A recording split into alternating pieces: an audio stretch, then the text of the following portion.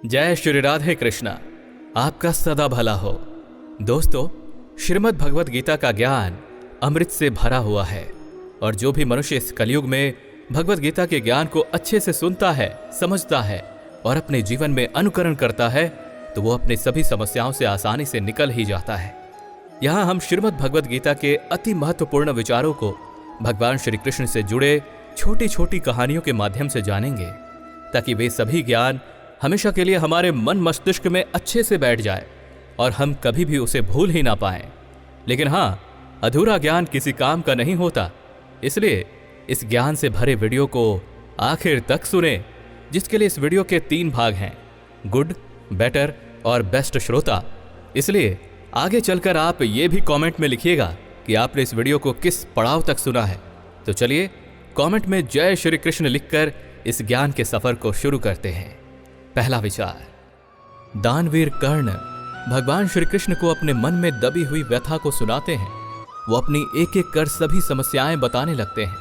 सबसे पहली समस्या जो उन्होंने बताया कि मेरी माँ ने मेरे जन्म के पश्चात मुझे अपने पास नहीं रखकर मुझे त्याग दिया था, तो आखिर मैंने क्या अपराध किया है।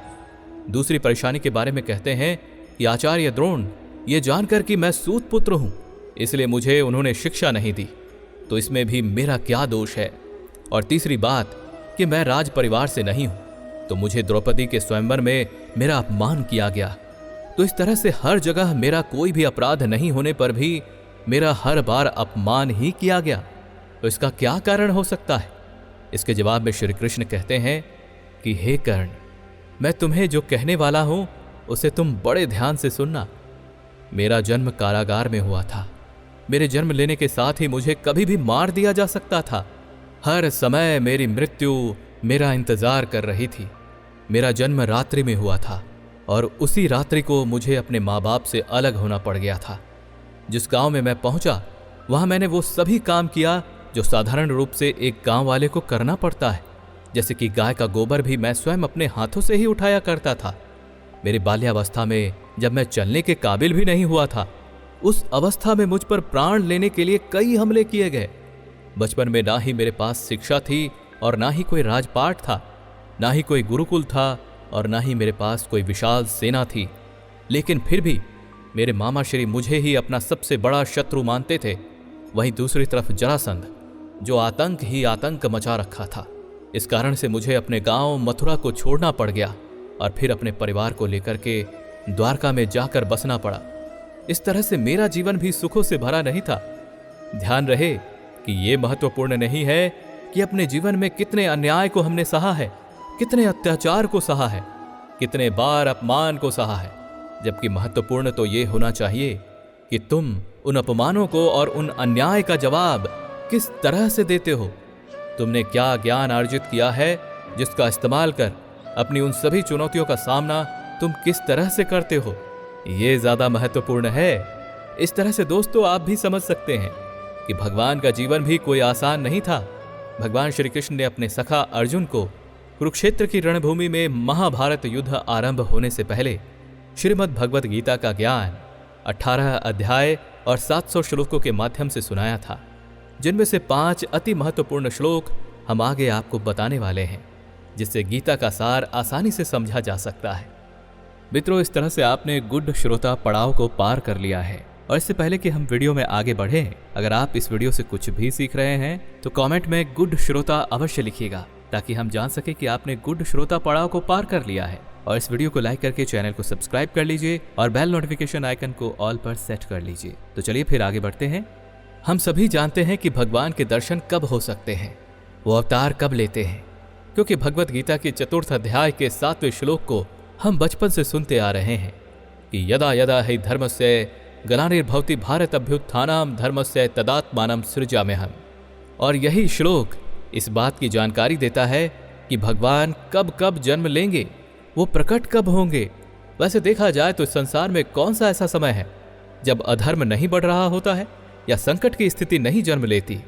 तो इसका मतलब यही होना चाहिए कि भगवान को हर समय प्रकट होना चाहिए। हमें से ज्यादातर लोगों ने उस श्लोक का मतलब तो अच्छे से जान लिया, लेकिन भगवत गीता के उसी 4th अध्याय में उस 7वें श्लोक के आगे 9वें श्लोक में भगवान श्री कृष्ण कहते हैं जन्म कर्म च मे दिव्यम एवं यो वेत्ति तत्वतः त्यक्त्वा देहम पुनर्जन्म नैति मामिति सोर्जुन। यानी इसमें भगवान श्री कृष्ण कहते हैं कि मेरा जन्म तो होगा ही, लेकिन मेरा वो जन्म और कर्म अलौकिक और दिव्य होगा। अलौकिक का अर्थ यहां पर है प्राकृतिक रूप से ऊपर या पार होना, यानी कि असामान्य होना, जिसे मनुष्य नेत्रों से देखा नहीं जा सकता। अगर वास्तव में आपको उस दर्शन की अनुभूति चाहिए तो उसके लिए आपके स्वभाव को निर्मल होना होगा। आपका मार्ग मोक्ष प्राप्ति का मार्ग होना चाहिए, और वो मार्ग भी भगवान श्री कृष्ण ने भगवत गीता में बताया है कि ओम मित्येकाक्षरम ब्रह्म व्याहरन्मा मनुस्मरण यह प्रयाति त्यजन देहम सयाति परमाम गतिम। यानी भगवान श्री कृष्ण कहते हैं कि ओम का जाप करने से, यानी मेरा ध्यान करने से ही आपको प्रभु का दर्शन हो पाएगा। भगवत गीता के सार से दूसरी बात जो हमें समझ में आती है वो है श्रद्धा, यानी कि प्रभु का दर्शन यदि आपको पाना है तो उसके लिए श्रद्धा का होना बहुत ही आवश्यक है। भगवत गीता के 4th अध्याय के 39वें श्लोक में भगवान श्री कृष्ण कहते हैं श्रद्धावान लभते ज्ञानम तत्परः समयेतेन्द्रियः ज्ञानम लब्ध्वा पराम शांतिम अचिरेनाधि गच्छति। यानी जो मनुष्य अपने इंद्रियों को अपने वश में रखता है और जो मेरी साधना तत्परता और अनन्य भाव से करता है, वही मनुष्य मुझे यानी कि परम शांति को प्राप्त कर सकता है। भगवान श्री कृष्ण भगवत गीता के 9वें अध्याय के 26वें श्लोक में एक और महत्वपूर्ण ज्ञान देते हैं पत्रम पुष्पम फलम तोयम यो मे भक्त्या प्रयक्षति तदहम भक्त्यो प्रहितम अश्रामी प्रयतात्मनः। यानी भगवान श्री कृष्ण कहते हैं कि जो भी मनुष्य श्रद्धा भाव के साथ जल, पत्र, पुष्प, फल जो भी वो अर्पण मुझे करता है तो उसे मैं प्रेम पूर्वक स्वीकार कर लेता हूं। और आगे भगवान कहते हैं कि भाव बस्य भगवान सुख निधान करुणा भवन, जिसका अर्थ है कि भगवान स्वयं सुख के भंडार हैं, करुणा धाम हैं, यानी वो करुणामयी हैं। लेकिन हाँ, वो भाव बस भी हैं, यानी कि वो भाव यानी प्रेम के बस में है। इसका मतलब ये हुआ कि जहां भाव यानी प्रेम होता है वहां भगवान का वास होता है। इससे हमें यह सीखने को मिलता है कि समर्पण और श्रद्धा के साथ ही भगवान की पूजा अर्चना करना बहुत ही आवश्यक है। यदि आपको ऐसा लग रहा हो कि आपका काम नहीं हो पा रहा है और आपको लगता है कि कहीं और दरवाजा खटखटाना चाहिए, कहीं और जाना चाहिए, तो सारा खेल वहीं बिगड़ जाता है। इसलिए हमें हर संभव प्रयास करना चाहिए कि हमारी श्रद्धा में कोई कसर ना रह जाए, कोई कमी ना रह जाए। भगवत गीता के 6ठे अध्याय के 5वें श्लोक में भगवान श्री कृष्ण कहते हैं उद्धरे दात्मनात्मानम नात्मानमव साधयेत आत्मैव ह्यात्मानो बंधुर आत्मैव रिपुरात्मनः। जिसका अर्थ है कि हमें अपने मन की शक्ति द्वारा स्वयं का आत्मोत्थान करना होगा और खुद का पतन नहीं होने देना होगा। हमारा मन जीवात्मा का मित्र और शत्रु भी हो सकता है।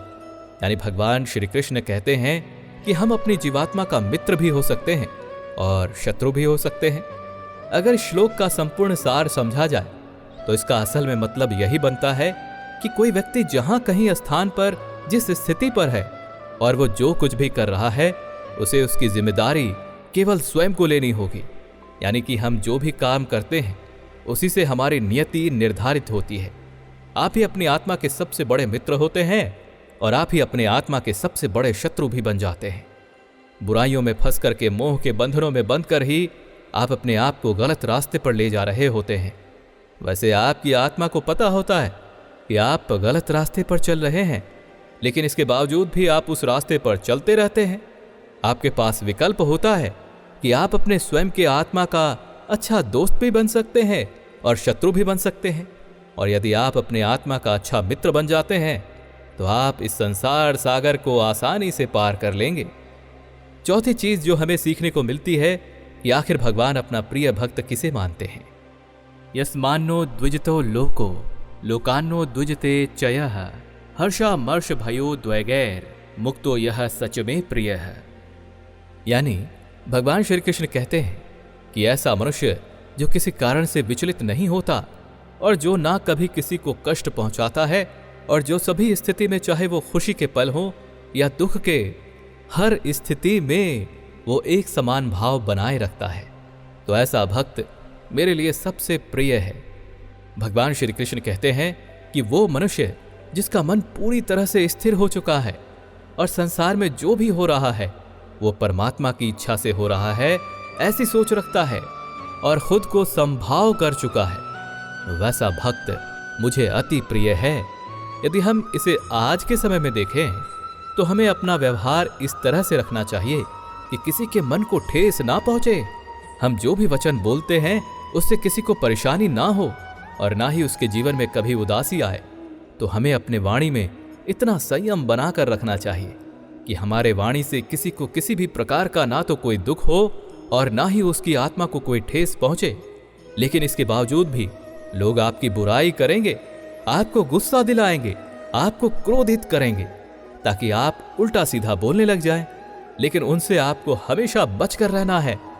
उदाहरण के लिए, जब आप ड्राइव कर रहे होते हैं और सामने से कोई रॉन्ग साइड से आ रहा होता है या उसने पी रखी होती है तो उससे खुद को बचाना भी आपकी ही जिम्मेदारी होती है। दोस्तों, जब आपको ऐसा लगने लग जाए कि आपके लिए कोई रास्ता खुल ही नहीं रहा है, सभी रास्ते बंद हो गए हैं, आपको कुछ भी समझ नहीं आ रहा है कि क्या उचित है और क्या अनुचित, तो उसका समाधान आपको भगवत गीता के 18वें अध्याय के 66वें श्लोक में मिल जाएगा। सर्वधर्मान परित्यज्य मामेकम शरणम व्रज अहम त्वाम सर्व पापेभ्यो मोक्षयिष्यामि मा शुचः। यानी कि यहां भगवान श्री कृष्ण कहते हैं कि जब तुम सभी धर्म को छोड़ करके मेरे शरण में आ जाते हो तो मैं तुम्हें तुम्हारे सभी पापों से तुम्हें मुक्त कर दूंगा। यहां पर धर्म का अर्थ क्या है? यहां पर धर्म का अर्थ है कि जो कुछ भी हम कर रहे हैं या जिस किसी श्रेणी के साधक है, आपने जो पूजा अर्चना की है, जो भी विधि आपने की है, उन सभी को त्याग करके तुम मेरी शरण में आ जाओ।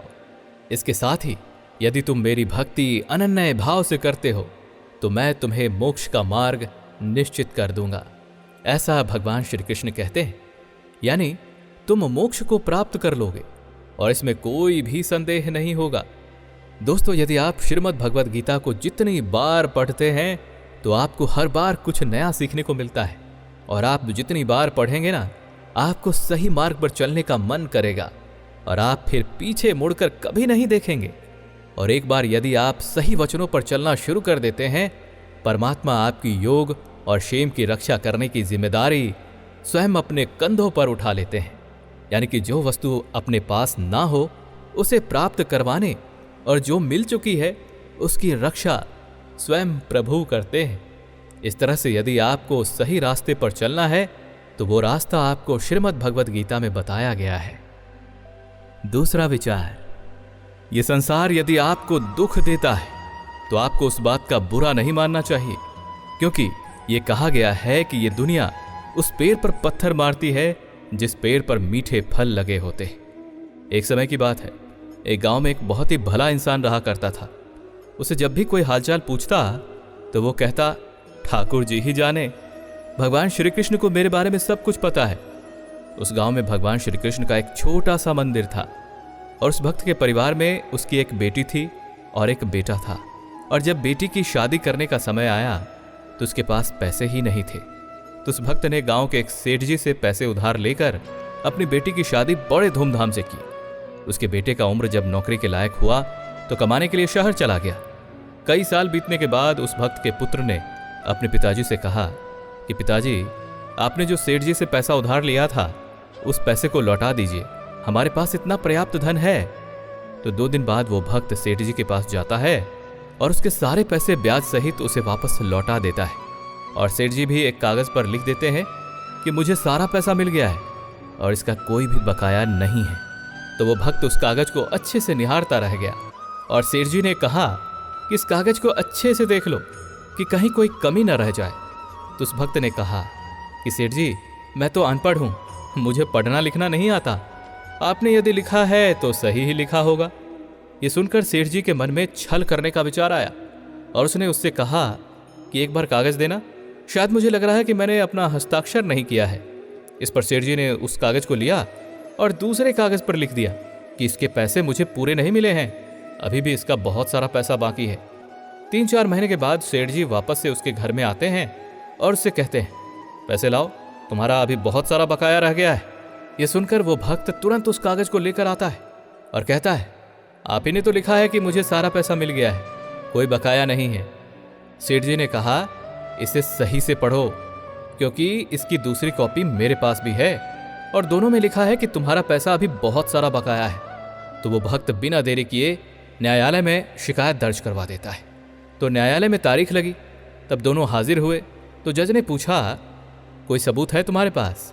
उस व्यक्ति ने कागज दिखाए और कहा, मैं तो इन्हें सारा पैसा ब्याज सहित लौटा दिया था, लेकिन इन्होंने मेरे साथ धोखाधड़ी किया है। फिर जज साहब ने उनसे पूछा, जब तुम पैसा दे रहे थे तो कोई वहां था? तो वो भोला भाला भक्त कहता है, हाँ, उस वक्त ठाकुर जी वहां मौजूद थे और उनके सामने ही मैंने पैसे दिए हैं और ये ठाकुर जी ही सब जानते हैं। इस पर जज साहब ने कहा, ठीक है, मैं तुम्हें अगली तारीख देता हूं, लेकिन उस दिन तुम्हारे ठाकुर जी को हाजिर होना होगा। और नोटिस लेकर एक कर्मचारी जब गांव पहुंचा तब उसने सभी गांव वालों से ठाकुर जी का पता पूछा। तो गांव वालों ने उसे बताया कि यहाँ ठाकुर जी नाम से तो कोई व्यक्ति नहीं रहता, लेकिन हाँ, इस गांव में ठाकुर जी का मंदिर अवश्य ही है। अब सुनवाई की तारीख आ जाती है। सुनवाई शुरू होती है तो ठाकुर जी को हाजिर होने के लिए कहा जाता है कि ठाकुर जी हाजिर हों। तो कोर्ट रूम में एक बुजुर्ग व्यक्ति आकर पहुंचते हैं, जिन्होंने अपने माथे पर चंदन का तिलक लगा रखा था। वो जज साहब के सामने आकर खड़े हो जाते हैं। तो जज साहब उनसे पूछते हैं कि आपका नाम क्या है? तो वो उन्हें बताते हैं कि मेरा नाम ठाकुर जी है। इस पर जज साहब उस बुजुर्ग व्यक्ति से पूछते हैं कि आपके सामने ही इस व्यक्ति ने सेठ जी को पैसा दिया था? तो बुजुर्ग व्यक्ति कहते हैं, हाँ, मेरे सामने ही इसने सेठ जी को पैसा दिया था। तो जज साहब ने पूछा कि इसका क्या सबूत है कि इन्होंने सेठ जी को पैसा दिया है? तो उस महात्मा ने कहा, सेठ जी तो अभी यहीं रहेंगे और इनके निवास स्थान पर किसी को भेजा जाए, क्योंकि उनके घर में एक बड़ा सा कमरा है और वहां पर 2 अलमारी होगी और उस दूसरे अलमारी में एक फाइल रखी होगी, जिसके 11वें पृष्ठ के बाद एक कागज मिलेगी, केवल आप उसे यहां मंगवा लीजिए। तो बिल्कुल वैसा ही किया गया। तो जब उस कागज को लाया गया तो पता चला कि ये असली कागज थी, जिस पर सेठ जी ने पहले से ही लिख रखा था कि हाँ, इसका सारा पैसा मुझे ब्याज सहित मिल चुका है। तो इस पर जज साहब को बहुत ही आश्चर्य हुआ और वो उस महात्मा के सामने नतमस्तक हो गए और कहा, ये तो आश्चर्य की बात है, ये तो अद्भुत है। इस तरह से अंत में जज साहब ने जो फैसला सुनाया वो भक्त के पक्ष में हुआ। कार्रवाई समाप्त होने के बाद जज साहब तुरंत कोर्टरूम से बाहर आए, क्योंकि उनके मन में उस महात्मा जी से मिलने की इच्छा हो रही थी कि जल्दी से इनसे मिल लूं। लेकिन तब तक वो महात्मा जी वहां से जा चुके थे। 2 दिन बाद जज साहब जब उस गांव में जाते हैं और सबसे पूछते हैं कि ठाकुर जी कहाँ रहते हैं, तो गांव वाले फिर से वही बात करते हैं, यहाँ ठाकुर जी नाम का तो कोई व्यक्ति नहीं रहता, लेकिन हाँ, यहाँ ठाकुर जी का मंदिर है, आप उनका दर्शन कर सकते हैं।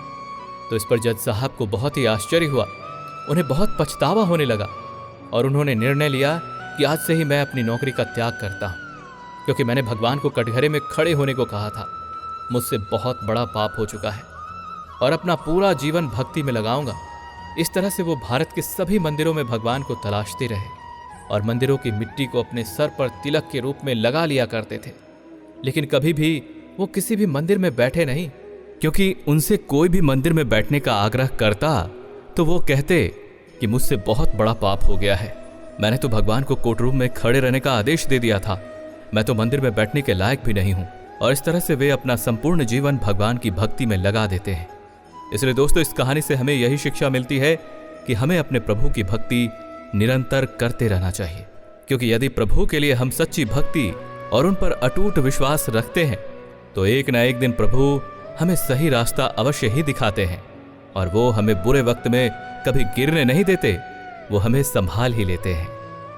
मित्रों, इस तरह से आपने बेटर पड़ाव को पार कर लिया है, तो चलिए फिर आगे बढ़ते हैं। तीसरा विचार, ये संसार जब कभी आपकी कश्ती को डुबाने की कोशिश करता है तो परमात्मा स्वयं आते हैं आपकी नैया पार लगाने के लिए। एक समय की बात है, एक राजा अपने नगर में एक मंदिर का निर्माण करवाते हैं और एक पुजारी को उसकी देखरेख करने को कहते हैं। ध्यान देने वाली बात तो यह है कि राजा बुजुर्ग हो चुके थे और पुजारी भी बुजुर्ग ही थे, और राजा एक नियम बनवा रखे थे कि वो हर रोज सुबह सुबह मंदिर में एक माला भिजवाते ताकि पुजारी भगवान श्री कृष्ण की मूर्ति पर माला चढ़ा सके। और जब राजा नहा धोकर के मंदिर पूजा करने के लिए जाते थे तो पुजारी उस माला को भगवान श्री कृष्ण की मूर्ति से निकाल करके राजा को वापस कर देते थे और राजा उस माला को पहन लेते थे। ये रोज का कार्य बन गया था। एक दिन महल में राजा साहब की तबीयत अचानक से बिगड़ जाती है तो राजा अपने सेवक से कहता है कि इस माला को लेकर जाइए और पुजारी को बता दीजिए कि आज राजा साहब नहीं आ पाएंगे और उनका इंतजार भी ना करें। तो पुजारी ने सेवक से वो माला लिया और भगवान श्री कृष्ण की मूर्ति पर चढ़ा दिया और वो मन ही मन सोचने लगा कि ये सिलसिला तो कई सालों से चलता आ रहा है, लेकिन कभी भी बिहारी जी से माला उतारने के बाद उस माला को मैंने कभी अपने गले में डाला नहीं है। तो वो पंडित जी सोचने लगा कि शायद प्रभु की ये इच्छा होगी और वैसे भी ये मेरे पास सुनहरा मौका है कि मैं इस माला को धारण कर लूं, क्योंकि राजा जी भी तो नहीं आने वाले हैं और वैसे भी ये प्रथा कहीं टूट ना जाए। तो बिहारी जी से माला उतारने के बाद वो पंडित जी उस माला को आखिर में अपने गले में धारण कर लेते हैं। कुछ देर बाद वो सेवक दोबारा से आता है और पुजारी से कहता है राजा की तबीयत और ज्यादा बिगड़ गई है और उनके मन में प्रभु के दर्शन करने की इच्छा हो रही है और कुछ ही देर में उनकी सवारी भी आ जाएगी, क्योंकि उन्हें डर है कि ये प्रथा कहीं समाप्त ना हो जाए, इसलिए वो स्वयं ही यहाँ कुछ देर में आने वाले हैं। ये सुनते ही पुजारी तुरंत ही उस माले को अपने गले से निकाला और वापस बिहारी जी की मूर्ति पर पहना दी। पुजारी को बहुत ही घबराहट होने लगी कि कहीं राजा साहब उसे कोई सजा ना दे दें। तो राजा साहब जैसे ही आए तो पुजारी ने वही प्रथा निभाई कि मूर्ति पर से माला निकाली और राजा जी के गले में डाल दी। राजा ने जब उस माला को पहना तो उन्हें माला में एक सफेद बाल दिखाई दिया। राजा अब समझ चुके थे कि ये सफेद बाल हो ना हो इस पुजारी की ही है, लेकिन फिर भी राजा उस पुजारी से पूछते हैं कि आखिर ये सफेद बाल इस माले में आई कहां से। और पुजारी राजा के प्रश्न पर और भी ज्यादा डर जाता है और उसने डर के मारे ये कह दिया कि ये बाल तो बिहारी जी के हैं। इस पर राजा को क्रोध आ गया और राजा ने सोचा कि ये तो पहले से ही छल कर रहा है और ऊपर से झूठ भी बोल रहा है। तो राजा ने पुजारी से कहा कि आखिर बिहारी जी के बाल सफेद कब से हो गए। ठीक है, मैं कल दोबारा श्रृंगार के समय आऊंगा और इस बात की पुष्टि करूंगा, और यदि कल सफेद बाल नहीं निकले तो कल आपको मृत्यु दंड की सजा दी जाएगी। तो राजा के जाने के बाद पुजारी भगवान श्री कृष्ण की मूर्ति के सामने क्षमा मांगने लगे और कहने लगे कि मुझसे बहुत बड़ी गलती हो गई। मेरे मन में मोह आ गया था कि एक बार मुझे भी माला पहनना चाहिए, इसलिए बिहारी जी कृपा करके मुझे बचा लीजिए, नहीं तो मुझे मृत्यु दंड दे दिया जाएगा। इस तरह से पुजारी रात भर भगवान श्री कृष्ण से विनती करते रहे, उनसे प्रार्थना करते रहे। रात बीत जाती है और सुबह सुबह जब मंदिर में श्रृंगार का समय होता है तो राजा समय से वहां पहुंच जाते हैं। राजा जी पहुंचते ही मूर्ति से मुकुट को उतारते हैं और राजा जी को बहुत ही आश्चर्य होता है। वो कुछ क्षणों के लिए सन्न रह जाते हैं, क्योंकि राजा ने जो देखा उस पर राजा को भी विश्वास नहीं हुआ।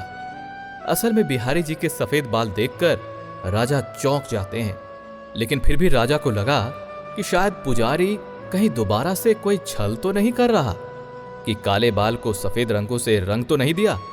तो वो बाल को तोड़ने लग जाता है। राजा जैसे ही बाल तोड़ता है तो उस मूर्ति से रक्त की धार बहने लग जाती है। राजा को अपनी गलती का एहसास होता है और वो प्रभु के चरणों में गिरकर उनसे क्षमा मांगने लगते हैं कि प्रभु मुझे माफ कर दीजिए, क्योंकि उस मूर्ति से एक आवाज आ रही थी कि हे राजन, तुम तो मुझे सिर्फ एक मूर्ति मान बैठे, इसलिए आज इसी क्षण से मैं तुम्हारे लिए केवल मूर्ति ही रहूंगा।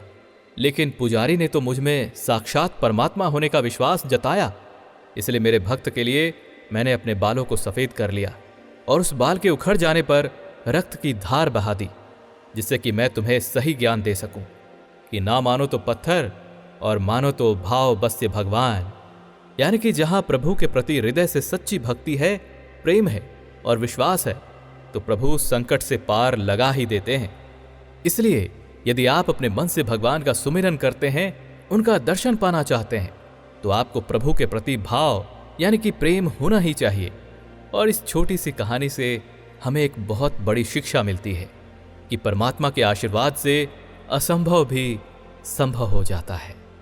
चौथा विचार, अपने जीवन में बहुत सारे दोस्त बनाकर रखना बहुत बड़ी बात नहीं होती, लेकिन पूरे जीवन भर एक ही दोस्त से पूरी निष्ठा से सच्ची दोस्ती निभाना सबसे जरूरी है। एक समय की बात है, एक बुजुर्ग महिला हर रोज भिक्षा मांगकर अपना जीवन यापन करती थी। हर रोज की तरह जब वो भिक्षा मांगकर आती थी तो भगवान को हमेशा की तरह याद करती थी और इस तरह से ही उनका जीवन बीत रहा था। लेकिन यह उस समय की बात है जब उन्हें पिछले 6 दिनों से कोई भी भिक्षा में एक अन्न का दाना भी नहीं मिला था। इस तरह से 6 दिनों से लगातार उन्हें भूखे ही रहना पड़ा। भिक्षा मांगकर घर वापस आती और प्रभु को याद करती और भूखे पेट ही सो जाया करती थी और मन ही मन प्रभु से कहती कि हे प्रभु, आप देख लेना कि कल क्या करना है। इस तरह से करते करते 6 दिन गुजर जाते हैं। 7वें दिन जब भिक्षा मांगने को निकली तो किसी ने उन्हें 5 मुट्ठी चने दे दिए।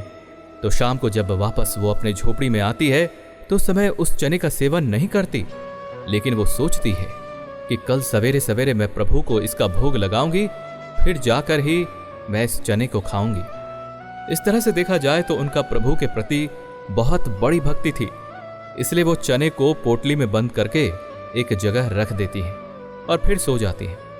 रात के अंधेरे में एक चोर चोरी छुपे झोपड़ी में आता है। उसकी नजर उस पोटली पर पड़ती है तो चोर को लगता है कि उसमें सोने के सिक्के होंगे, शायद अम्मा कहीं से लेकर आई हो। इसलिए चोर जल्दबाजी में उस पोटली को लेकर भाग जाता है और जब वो भाग रहा था तो कोई उसे देख लेता है और चोर घबराकर गलती से संदीपन ऋषि के आश्रम में पहुंच जाता है। और उस वक्त भगवान श्री कृष्ण और उनके सखा सुदामा संदीपन ऋषि से शिक्षा ग्रहण कर रहे थे। चोर जब आश्रम में प्रवेश कर रहा था तो गुरु माता को आवाज सुनाई दी। इसलिए गुरु माता जब बाहर आती है तो चोरों को लगता है कि शायद उनका कोई दोबारा से पीछा कर रहा है। इसलिए उस चोर को लगता है कि इस बार वो पकड़ा जाएगा, इसलिए वो पोटली को वहीं पर छोड़कर भाग जाता है। तो गुरु माता को कोई दिखा नहीं, इसलिए वो वापस आकर सो जाती है। सुबह को जब गुरु माता आश्रम की साफ सफाई कर रही थी तो उन्हें वही पोटली मिल जाती है। वहीं दूसरी ओर बूढ़ी अम्मा, जिनके घर से चोर ने उस पोटली को चुराया था, वो सवेरे सवेरे जागती है और उन्हें कहीं भी पोटली नहीं दिखती। उन्हें इस बात का बहुत दुख होता है कि वो एक तो 6 दिनों से भूखी थी और 7वें दिन जो कुछ भी चने उन्हें खाने को मिले थे उसे भी कोई चोर चुरा कर ले गया। इसलिए वो बहुत ज्यादा गुस्सा हो जाती हैं और श्राप दे देती है कि जो भी उस पोटली में रखे चने को खाएगा वो जिंदगी भर दरिद्र और गरीब बना रहेगा। उधर ऋषि के आश्रम में गुरु माता को पोटली मिल जाती है तो माता ने देखा कि उसमें चने रखे हैं। भगवान श्री कृष्ण और उनके सखा सुदामा जंगल में लकड़ी काटने के लिए जाने वाले थे। इसलिए गुरु माता ने सुदामा को बुलाकर कहा, देखो इस पोटली में चने हैं, इसे भी तुम अपने साथ ले जाओ और जब तुम लोगों को भूख लग जाए तो तुम दोनों मिल बांट कर खा लेना। इस तरह से गुरु माता ने जो कहा उसे सुदामा ने आदेश मान लिया। सुदामा जन्म से ही विद्वान थे, वो ब्रह्मज्ञानी थे, इसलिए वो समझ गए थे कि इस पोटली में रखे चने को जो भी खाएगा वो किसी श्राप से ग्रसित हो जाएगा। वो पोटली के पीछे रहस्य को समझ चुके थे कि किसी ने श्राप दे रखा है। जब श्री कृष्ण और सुदामा जंगल पहुंचे तो सुदामा को याद आया कि गुरु माता ने उन्हें आदेश दिया था, इसलिए सुदामा किसी भी हाल में गुरु माता के आदेश को मना नहीं कर सकते थे। और इस तरह से दोनों मिलकर अगर उस चने का सेवन करते तो इससे सुदामा को तो श्राप लगता ही साथ श्री कृष्ण को भी लग जाता। इसलिए सुदामा ने निर्णय लिया कि मैं अपने जीते जी श्री कृष्ण को दरिद्र होने तो नहीं दे सकता। इसलिए सुदामा कहीं जाकर छुप गए और सारे चने खा लिए और श्री कृष्ण को पता भी नहीं चलने दिए। और इस तरह से सुदामा उस बुजुर्ग महिला के श्राप का भुक्तभोगी हो गए और जीवन पर्यंत दरिद्र बने रहे और अपने परम सखा भगवान श्री कृष्ण को दरिद्र होने से बचा लिया। और इसी को सच्ची भक्ति कहते हैं। इसलिए दोस्तों, अपने जीवन में बहुत सारे दोस्त बनाना बहुत ज्यादा महत्वपूर्ण नहीं है, बल्कि भले ही एक मित्र हो लेकिन उसके साथ ही सच्ची दोस्ती जीवन भर निभाना ज्यादा महत्वपूर्ण है। मित्रों, इस तरह से आपने बेस्ट श्रोता पड़ाव को पार कर लिया है। मित्रों, अगर इस वीडियो से आपने कुछ भी सीखा है तो कमेंट में जय श्री राधे कृष्णा अवश्य लिख दीजिएगा और इस वीडियो को लाइक करके चैनल को सब्सक्राइब कर लीजिए और बेल नोटिफिकेशन आइकन को ऑल पर सेट कर लीजिए। और साथ ही कमेंट में यह भी लिखें कि आपने इस वीडियो को किस पड़ाव तक सुना है, गुड, बेटर या बेस्ट श्रोता। मिलते हैं आपसे अगले ज्ञान के सफर पर। आपका सदा भला हो। धन्यवाद।